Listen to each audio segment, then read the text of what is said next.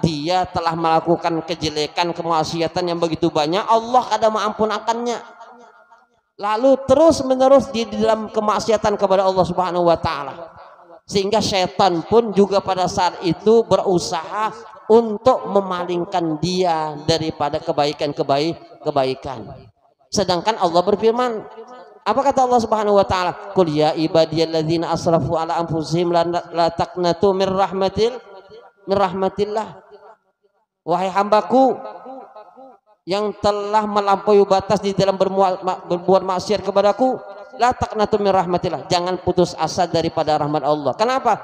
Innallaha yaghfiru dzunuba jami'ah. Sesungguhnya Allah Subhanahu wa taala mengampun akan semua dosa. Jadi jangan pernah putus asa daripada rahmat Allah Subhanahu wa taala.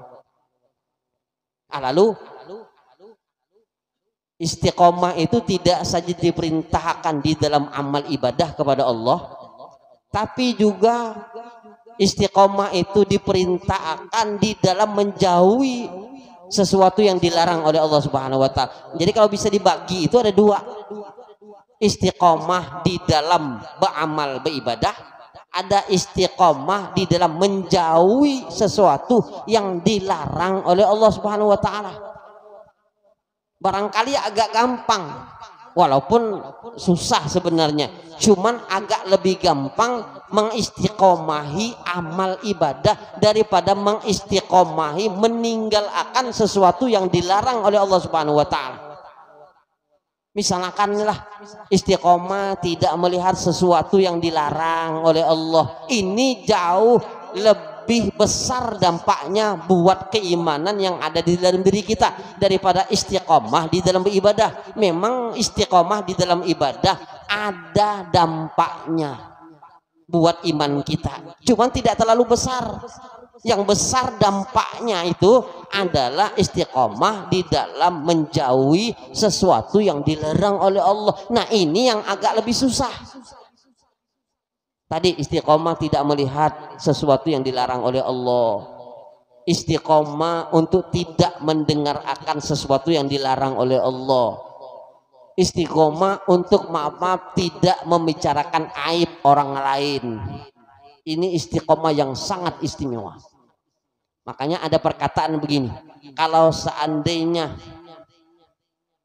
ada seseorang yang melakukan amalan-amalan sunnah cuman sedikit saja, tapi istiqomah di dalam menjauhi sesuatu yang dilarang oleh Allah Subhanahu wa taala, ini jauh lebih istimewa daripada orang memperbanyak amalan-amalan sunnah tapi tidak istiqomah di dalam menjauhi sesuatu yang dilarang oleh Allah Subhanahu wa taala.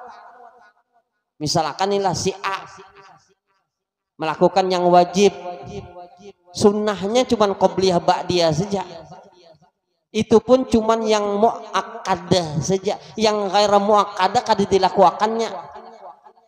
Qobliyah ba'diyah cuman qobliyah subuh 2 rakaat, qobliyah zuhur 2 rakaat, ba'diyah zuhur 2 rakaat, ba'diyah maghrib 2 rakaat, ba'diyah isya 2 rakaat, hanya 10 rakaat saja qobliyah ba'diyah yang sunnah muakkadah.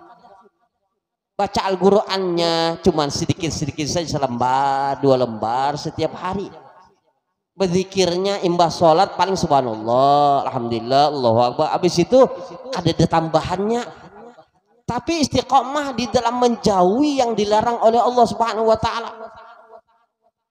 Kada maaf-maaflah menjelek akan orang lain, kada memfitnah orang lain, kada melihat yang tidak diinginkan oleh Allah, kada mendengar sesuatu yang tidak diinginkan oleh Allah. Ini jauh lebih baik daripada seseorang yang amalan fardunya masya Allah, amalan sunnahnya qobliyahnya iya, ba'diyahnya iya, bahkan yang 21 rakaat sunnah muakkadahnya iya, ghaira muakkadahnya juga dilakukan, ya kan? Bahkan sholat tasbihnya iya, sholat taubatnya iya, sholat-sholat sunnah yang lain dilakukan, cuman tidak istiqomah di dalam menjauhi sesuatu yang dilarang oleh Allah Subhanahu wa taala.